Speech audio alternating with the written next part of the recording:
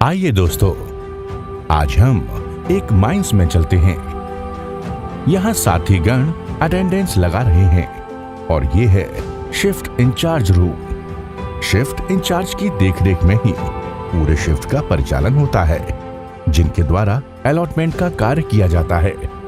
Shift in charge और supervisor अपने room से निकलकर कैंटीन की ओर जाते हैं, जहां एक साथ सारे वाहन ऑपरेटर जमा होते हैं। तभी शिफ्ट इंचार्ज सभी वाहन ऑपरेटरों से कहते हैं, आपका अलॉटमेंट निकल गया है।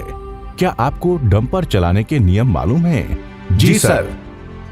कोई भी व्यक्ति खदान के अंदर डंपर नहीं चलाएगा जब तक कि उसे खान प्रबंधन द्वारा अधिकृत नहीं किया जाता है। सर, क्या आप बता सकते हैं कि एक डंपर चालू करने से पहले एक ऑपरेटर को डंपर की क्या क्या जांच करना अनिवार्य होता है? सर, हम बताते हैं। हम सबसे पहले डंपर के चारों ओर घूमकर देखेंगे कि पायदान, सीढ़ी, रेलिंग सभी ठीक हैं। फिर रेडिएटर, इंजन, हाइड्रोलिक से कोई लीकेज तो नहीं है और डंपर के टायर की स्थिति ठीक है। सस्पेंशन देखेंगे कि वो बैठे तो नहीं है। फिर डंपर में चढ़कर सभी सेफ्टी के उपकरण जैसे headlight, horn, backlight, panel light, real vision camera, audio visual alarm, OITDS panel, proximity sensor, seat belt एवं AFDSS काम कर रहे हैं या नहीं।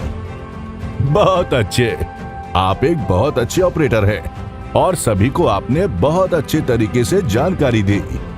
ये एक एक्सपीरियंस्ड ऑपरेटर की निशानी है। सर, हमें गति सीमा की जानकारी एक बार पुनः दीजिए। अच्छा, हमारे खदान में अधिकतम गति सीमा 30 किलोमीटर प्रति घंटा है, परंतु डंपयार्ड जाने वाले रास्ते पर अधिकतम गति सीमा 15 किलोमीटर प्रति घंटा से अधिक नहीं होगी और डंप पॉइंट एवं पार्किंग स्थल पर अधिकतम गति सीमा 5 किलोमीटर प्रति घंटा से अधिक नहीं होगी। साथ ही ढलान में उतरते वक्त वाहन की गति सीमा नियंत्रण में रखें और RAC स्विच का उपयोग करें। यदि किसी कारणवश विजिबिलिटी कम हो तो गति सीमा 10 किलोमीटर प्रति घंटे से अधिक नहीं होगी। साथ ही हैजर्ड लाइट्स का प्रयोग अवश्य करें।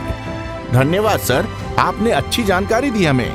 आइए, अब मैं आपको रास्ते का अधिकार, राइट ऑफ वे नियम के बारे में बताता हूँ। चौराहों में अपने डंपर की गति अवश्य धीमी कर ले और कोई वाहन ना हो तभी आगे बढ़े। अगर हल्के वाहन और भारी वाहन एक साथ चौराहे पर पहुंचते हैं तो हल्के वाहन के चालक को रुकना होता है। साथ ही इमरजेंसी जैसे वाहन जैसे फायर टेंडर, एम्बुलेंस को हमें प्राथमिकता देनी होगी। साथ ही वाटर स्प्रिंकलर एवं ग्रेडर को भी हमें प्राथमिकता देनी होगी। अब हम पार्किंग के नियमों के बारे में बात करते हैं। वाहन को निर्देशित जगहों में ही खड़ा करना है, हॉल रोड में बिल्कुल भी नहीं। अगर डंपर हॉल रोड में ब्रेकडाउन हो जाता है तो उसका डाला उठा दें। साथ ही आगे और पीछे एक एक लोड गिरा दें एवं हैजर्ड लाइट्स ऑन कर दें, जिससे पीछे से आने वाले डंपर को ब्रेकडाउन डंपर नजर आ जाए। साथ ही चक्कों को एक तरफ काट दें। पार्किंग ब्रेक लगाकर चक्कों को ब्लॉक से जाम कर दें ताकि लुढ़कने का खतरा ना रहे। इसके बाद मेंटेनेंस टीम एवं शिफ्ट इंचार्ज को तुरंत ब्रेकडाउन की खबर करें। आइए, सही समय पर आए हैं। आप डंपिंग में ड्यूटी करते हो, इन साथियों को डंपिंग में लेने वाली सावधानियों के बारे में बताइए। जी सर, सबसे पहले डंप में प्रवेश करते समय ये जरूर देखें कि बम बनी हुई है, कहीं डंपिंग फटी तो नहीं है, अंडरकट तो नहीं है, ओवरहेड लाइन, बिजली के खंभे तो नहीं है। इसके बाद ही उस स्थान पर बैक करें। सुरक्षित रूप से अनलोडिंग करें। मटेरियल गिराने के बाद डाला पोजीशन में बैठने के बाद ही डंपर आगे बढ़ाएं। और हाँ, बारिश के समय या बर्म कमजोर रहने पर एज डंपिंग बिल्कुल ना करें। धन्यवाद। बहुत अच्छा। कभी भी ओवरटेक ना करें। दो डंपरों के बीच कम से कम 40 मीटर की दूरी रखें। डंपर को निर्देशित स्थान पर ही रिवर्स करें। डंपर चालू करने से पहले 2 हॉर्न बजाकर एवं रेयर व्यू मिरर और ब्लाइंड स्पॉट मिरर में देखकर सुनिश्चित होने के बाद ही आगे बढ़ें और मोबाइल का प्रयोग कदापि ना करें।